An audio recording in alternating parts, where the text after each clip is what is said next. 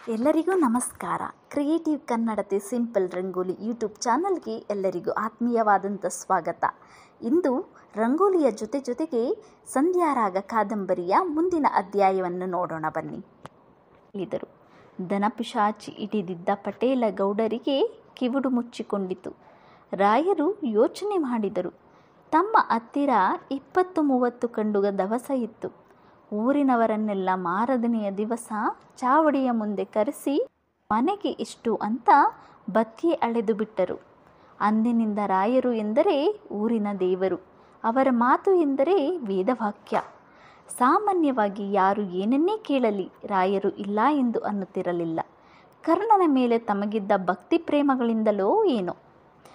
ಒಂದು ಸಲ ದೇವಸ್ಥಾನದ ಬೀದಿ ಲಕ್ಷ್ಮಣಾಚಾರ್ಯರ ಮನೆಯಲ್ಲಿ ಲಗ್ನವಾಯಿತು. ಬೀಗರ ಕಡೆಯವರು ಊರನ್ನು ಬಳಸಿ ಬಂದು ರಾಯರ ತೋಟದ ತೆಂಗಿನ ಗಿಡಗಳ ಮೇಲೆ ಕಣ್ಣು ಹಾಕಿದರು. ಲಕ್ಷ್ಮಣಾಚಾರ್ಯರು ಸೂಕ್ಷ್ಮವಾಗಿ ವಿಚಾರವನ್ನು ರಾಯರ ಕಿವಿಗೆ ಮುಟ್ಟಿಸಿದರು.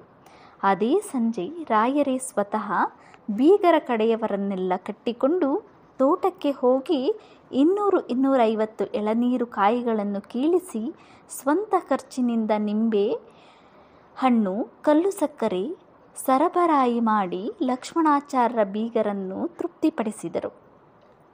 ರಾಯರ ಮನಸ್ಸು, ಅವರ ಮನೆ, ಅವರ ಹಳ್ಳಿಯೊಳಗೆ ಮಾತ್ರ ಅಡಕವಾಗದೆ ವಿಶ್ವವ್ಯಾಪಿಯಾಗಿದ್ದುದೇ ಅವರ ಔದಾರ್ಯದ ರಹಸ್ಯವಾಗಿತ್ತು.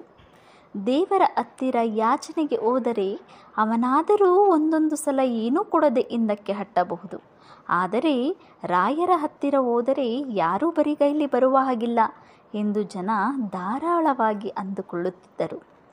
ರಾಯರಿಗೆ ಮಕ್ಕಳನ್ನು ಕಂಡರೆ ಬಹಳ ಪ್ರೇಮ. ಕಬ್ಬಿನ ಕಾಲ ಬಂದರೆಂತೂ ಊರಿನ ಮಕ್ಕಳಿಗೆ ಹಬ್ಬ.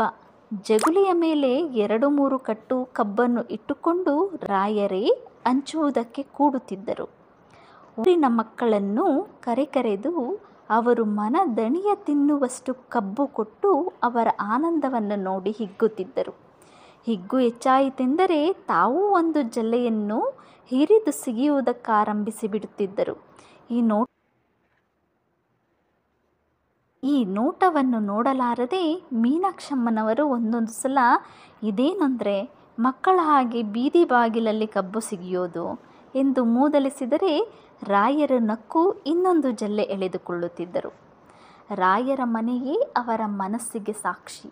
ಇಂದಿನ ಕಾಲದ ತೊಟ್ಟಿ ಮನೆ. ಒಮ್ಮೆಲೆ 200 ಜನಕ್ಕೆ ಸುಖವಾಗಿ ಎಲೆ ಹಾಕಬಹುದಾಗಿತ್ತು. ದೊಡ್ಡ ಜಗುಲಿಯ ಆ ಕಡೆ ಈ ಕಡೆ 2 ಕೋಣೆಗಳು. ರಾಯರು ಅವುಗಳಲ್ಲಿ ಒಂದನ್ನು ತಮ್ಮ ದಿವಾನಖಾನೆಯನ್ನಾಗಿ ಉಪಯೋಗಿಸುತ್ತಿದ್ದರು. ಮಧ್ಯೆ ದೊಡ್ಡ ತೊಟ್ಟಿ. ಭಾರಿಯಾದ 8 ಕಂಬಗಳು ತೊಟ್ಟಿಯನ್ನು ಒತ್ತಿದ್ದವು. ತೊಟ್ಟಿಯ ಸುತ್ತಲೂ ಕೋಣೆಗಳು. ಹಿಂದೆ ಅಡಿಗೆ, ಊಟದ ಮನೆಗಳು. ರಾಯರ ಮನೆಯವರಿಗಾಗಿ ಇದ್ದವರು ಅವರ ತಾಯಿ, ಹೆಂಡತಿ ಇಬ್ಬರೇ. ಆದರೂ ಅವರ ಮನೆಯಲ್ಲಿ ಇದ್ದವರಿಗೆ ಜಾಗ ಸಾಲದು.